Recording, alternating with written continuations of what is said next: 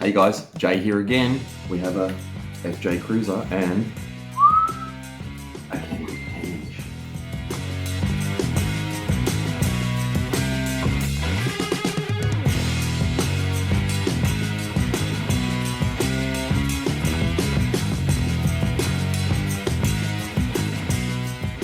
Here we have the new Kenwood DMX 9720 XDS. Kenwood's brand new 10-inch or 10.1-inch capacitive screen. There's a few units out on the market now that are pretty similar to this sort of thing. So far the only one with an actual volume knob on it, which it's a volume knob and it's not cheap and it's nice and it's good.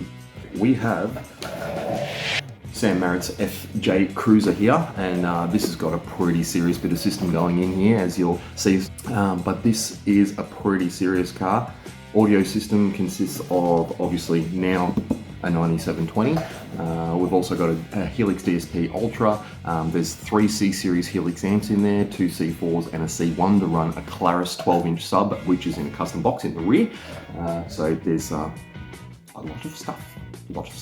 Front stage wise, we've got Hybrid Audio Technologies Legatia X tweeters and mid-ranges, and then the Legatia 8-inch mid-bass, which are going in some custom door pods, which are actually 16-litre sealed enclosures, so that should be pretty fun.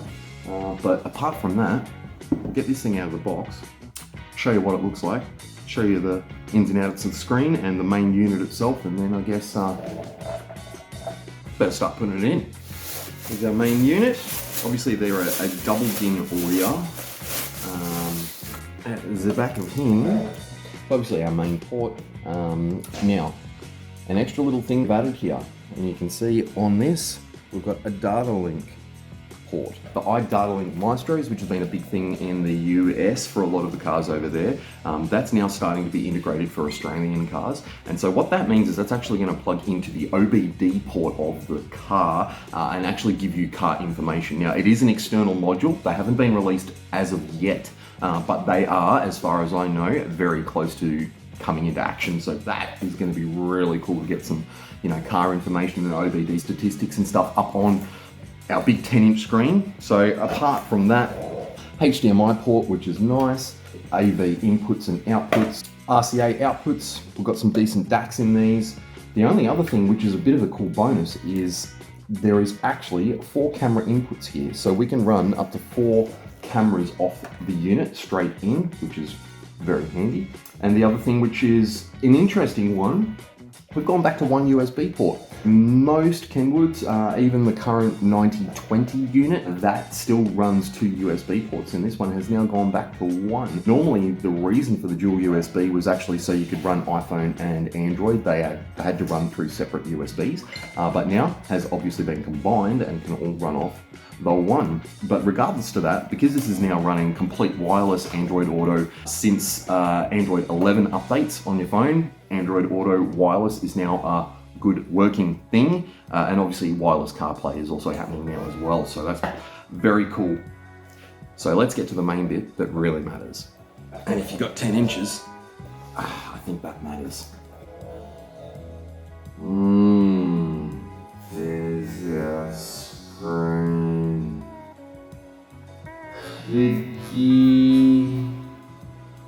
Very nice.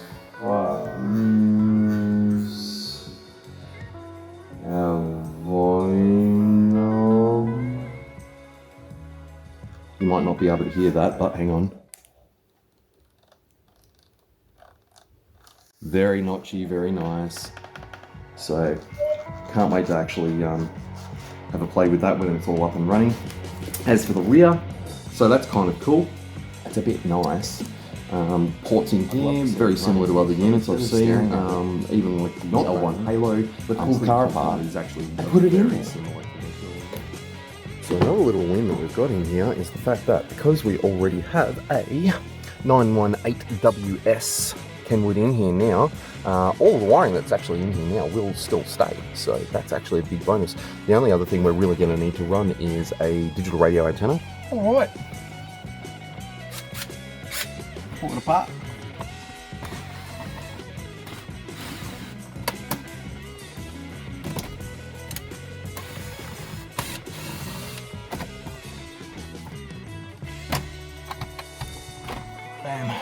something else I would like to actually do while I'm here is currently the factory reverse camera runs through the reverse mirror, which is only a very tiny little like 3-inch screen. Generally, if there is a camera harness in a Toyota, it will be pinned to both sides, so should in theory have the pin out or the video signal behind the unit. So I'm gonna have a bit of a suss and see if I can find it in there. But I might do that before I go putting the new unit in, because obviously with the screen, you've got to have the whole unit in, fascia together, then plonk the screen on, then you can test. So that be the case, it's probably going to be a lot easier to do the testing on this unit when I don't have to put everything together to check that it works. So I think that's a better idea. So I'll find a 10mm, the elusive 10mm, and I will start pulling this thing out. Have a little more clutch on that.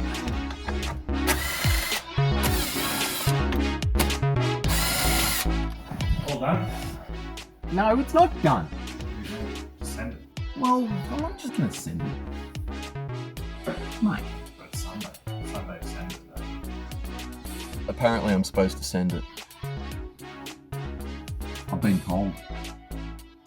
Alright.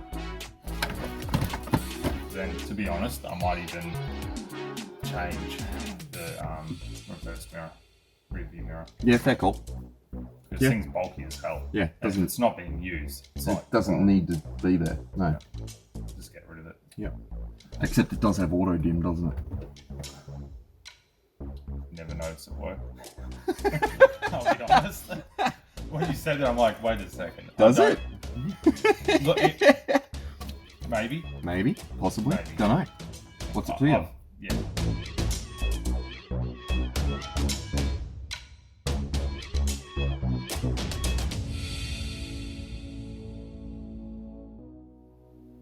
Finding the end of the tape without cutting it with a razor blade.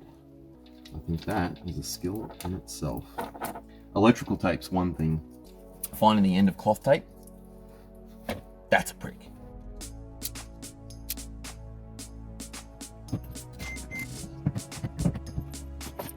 Well, after about an hour of poking around, I have a reverse camera pinned out.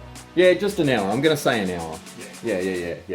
A Sunday hour. Yeah, Sunday hour. That's why the old vodka has come into play. Anyway, as you can see, I have a trigger on my video. I'll get camera down in the hole. Where are we? Oh, if the camera wants to flip, all right, fine, do that then. This plug here, that one there, that's where our interrupt comes from. So that's our signal that runs up to the factory monitor. So obviously got him pinned out. So now the only other thing I really need to do is get the digital antenna for the DAB in, which I'm just gonna put up on the window here, get that run through and start actually getting this thing installed. I want to see it already. Oh well, we'll see what factory camera looks like on a 10-inch screen. It'd be fun. Alright. I always get confused with these damn things, going between Alpines and Kenwoods, because they do their antennas opposite, just because, why not? Because let's just fucking Yeah. be a pain in the ass. Yep, so Alpine run their antennas downwards, like that. I was going to say Kenwood's upwards. Kenwoods run them upwards, like that. Where would you prefer it? Upwards or windscreen? Upwards in the bottom corner if we can. In the bottom corner. Down the... No. Yeah, does it need to be high up? No, it'll still work. Just as inboard as possible. Okay, cool. Yeah, probably something like that, because I figure the pod's going to half cover it anyway. Yeah. Pretty and much. then it's sort of not, you're not actually losing too much vision sort of thing.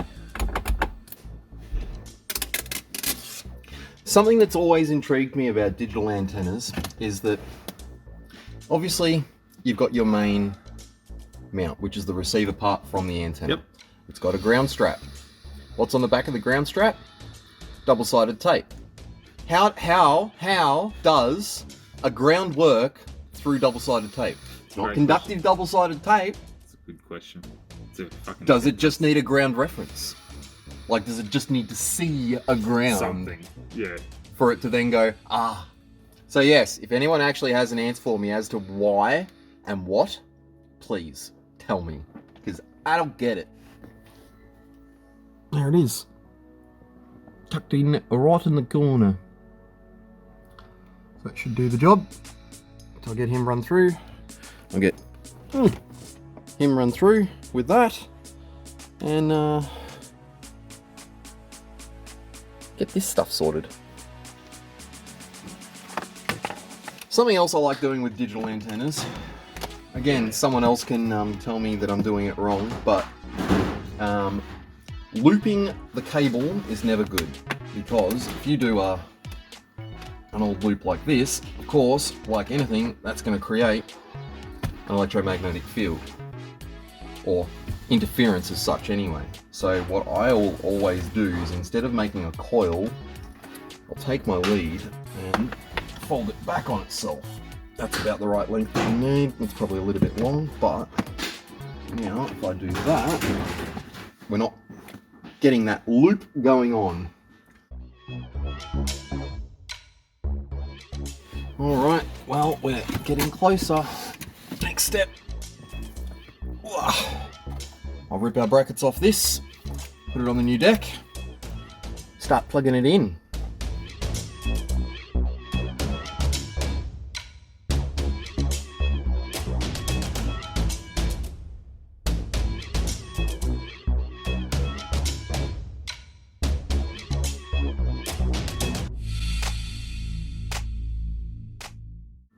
Stay. Stay.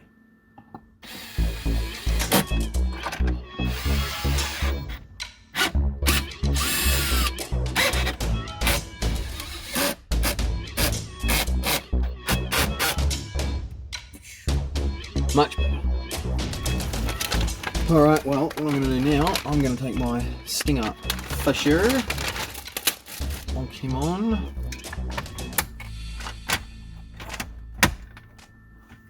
Well, they're better. Alright, it's time. So I've already done a little adjustment on the brackets. You can see there's screws that go in here. So you take the screws out of either side and that'll slide the entire bracket up and down. So I've gone up a little bit because we were just covering our climate controls and stuff. But it is time. Put some screws in, put a cover on. Time. Time to power it up. It's time. It's time. I suppose you're the one that, you probably want to peel the plastics off yourself, don't you? Oh, I'll give you the honour. Oh, mate. You actually did the hard work.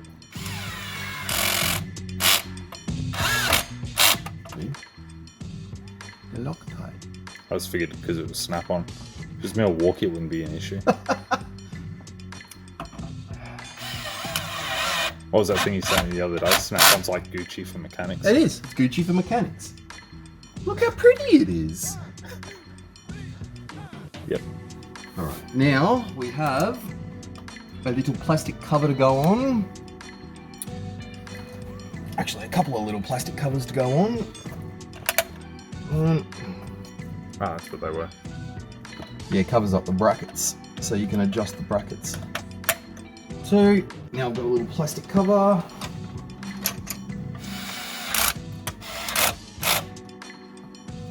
Nice. Alright. Peel it. Peel it, Daddy. Oh my god.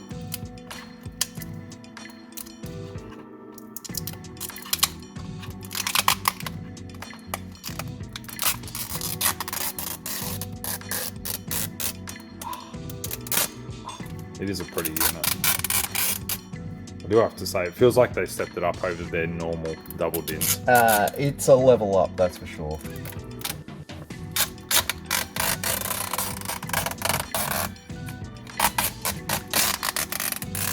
Yeah.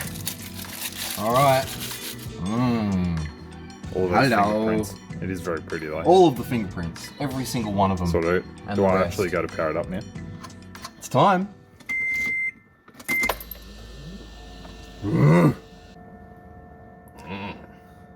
That's a very yummy screen. That's a very nice screen. Not that the camera's fully capturing it, but that's quite delicious. Focus. Oh, look at that. Oh. It's a lot quicker. No, I'll turn the guidelines off. That's good. Oh, it's so touchy. I'm so excited. That's mad. Yep. Very mad. That's very cool. I don't know what to do. There's no point really going in audio because There's only rear we've only got speakers the rear speakers. The original Toyota rears that we're planning to deep in. Yes, those. That's alright. We won't hear it anyway. Oh, that volume knob. Yeah, it's very notchy. Oh, that's super nice. Yeah, you gotta love a tactile knob. Yep, tactile knob's always good. Oh, okay. So, now what? I guess we'd better I actually want to try wireless mirroring and see how good it actually is on a screen that size. That's true. That is very true. I do want to try that. So, question. When you threw it in, which USB did you use? Did you use the USB? Oh, good boy. Yep. So just your factory one. Sit here and look like an idiot because I have no idea how to use the thing yet. Yeah, no, that didn't work. I was trying to cut out the water to air intercooler pump. Yeah, no, that's It's kind of noisy. Yeah, it is. Sounds like a fuel pump in the background. There's the button. So I guess we better get a phone or something hooked up to it and see what we can make it do. Mad! It's rated for about 165 horsepower from the factory, so... Oh, yeah. It has an aftermarket exhaust on it already, so maybe a couple more ponies on top of that 165. We bought this as a snowmobile. Alright, there it is. The 9720. It is pretty freaking epic. I'm not gonna lie, I am very impressed. It is, it's a pretty serious bit of kit. Everything on it so far has been pretty impressive. Give me 1 minute, we'll get some Android Auto. Here it is. And of course, we're talking wireless. It's very yummy. It is very yummy. Indeed, very yummy. The head unit that we've been craving for like, I don't know, a decade now. Something that's actually a decent size and is responsive and not a brick. Well, look, I mean... and that's not anything targeted at Kenwood, that's just period. Period, yeah. Like, waiting for something. All these years I'm like, well, I just ball up and custom integrate like a car PC. You know what? I've done car PCs, and car PCs are cool, but they're not integrated. They're old. Yeah, they are old, and they're not integrated, and they're a pain. And it's just like, but we shouldn't have and to to work. get them to integrate is a lot of work. You got to do Arduinos and all sorts of bull crap and all. I've always been tempted because I'm like, we could do it pretty well with a Helix CSP. We could. So you run like a Parrot kit for your hands free and all that sort of stuff, and you could probably get it to a point where it was kind of okay, but it would always be a bit annoying. I've done a lot of playing around with Centrifuge, which is the old PC software. Like a proper system. Yeah, and that was actually pretty good. I haven't played with that in quite a few years. I'd be interested to see what that's doing now. But it's at the point where, like, why? Yeah, it's just good out of the box. Like, it does just about everything you could ever want it to, and more. Like, you can run everything. And all things considering, it's bloody cheap. It is. Like, what do they retail for? $16? I think it's $16.99 from memory. Yeah. And like at the end of the day, like when I started selling head units, even a standard doubled in with a screen on it was $2,500 plus. Like, and that was back then. That was back then. Yeah. Like, okay, that's 10 years ago. So that's. Yeah, but like you add inflation for 10 years. Oh man, 10 years. That you're talking a $6,000 unit. That doesn't make any sense. No. You would never pay anything like that. No. And now we've got stuff like this that just works and does everything. It'd be really scary to actually see if the like car audio market was still what it was 10 years ago, what a company like Kenwood would come up with if they actually did like, cool, let's go as crazy as we can. Yep, 100%. Imagine if they actually released a unit now that was like 3 or 4K. Yeah. Imagine how good that would be. Well, we'll wait and see. I know that there's some pretty cool shit coming from Alpine soon, but There's a lot of new development in that space. Yeah. Everyone's rushing to get the best sort of tablet style. Look, at the end of the day, Alpine was still the first to market with something even close to something like this, and it was... And I will pay it to Alpine. As much as I prefer the Kenwoods, they are a little bit more buggy. Yeah, they are a little bit. They are. Like, especially with hands-free the Alpines and stuff. always tend to be... They just work. Yeah. They always just Might work. not be as impressive in certain Yeah, things, might lack a few little bits and pieces, but they always work. Yeah. Yep. And the hands-free is actually good. The Yeah. Kenwood hands-free, I've had issues with my last 3 Kenwoods. Yeah, okay. So I'm praying that with this unit, it's actually kind of fixed. Oh, look, I think we're pretty good. We'll see. Now we go to the 9720. We've got HDMI and so it's... And this is technically the Exelon range, isn't it? Technically, yes. over In the States, it is an Exelon. I think they call it a 1070 XR from memory. The guys from the States will correct me on that one, I'm sure, because I know you've got 2 versions. Here in Australia, we've only got the 1 version, just the 9720. That's the only one. Whereas What's I know... the difference over there? It's got built-in nav. Yeah, they've got 2 versions. So I think it's the 1070 that has no built-in nav, and there's another one, a slightly higher model number, that does have the built-in navigation. Yeah. But very cool, very impressed. If only we got the optical output like I know that some of them do. But standard deal, Aussies, we always get the dregs and the last little bits of everyone else, so... Which is kind of sad. It would have been so good. That would have been like the final end goal. If this had optical, and hint to anyone out there making head units, if it had optical, it would be the bee's knees, like 100%. It'd be scary how much I would have paid for it if it had optical. 100%. And I know a lot of people would pay a lot of money for a deck in this kind of quality that has an optical output to run to a processor. That's going to be one of the biggest selling points of the new Stinger Elevate, I think. Yeah. Yep. It has digital out. Apparently they're actually really good. Yeah, I've read some stuff. I've actually spoken to Mick at Stinger as well, and he reckons the thing's pretty cool. Yeah, I've spoken to a few installers over in the States, and they love them. Yeah. And the fact that they actually, again, have the optical is sort of pretty mad. Yeah. Because who's got full HD screens and wireless everything now? It's Kenwood, Pioneer, and the Elevate. Yes. Cool. And then Alpine's looking like they're going to next season they should have everything. Yeah. They'll be releasing something. Yep. A lot of development. Yeah. Which would be cool. Cool. Well, thanks for hanging around and watching along like always, but like and subscribe. Come back again. I will see you next time. Thanks, guys. See you, boy. See you later. No worries.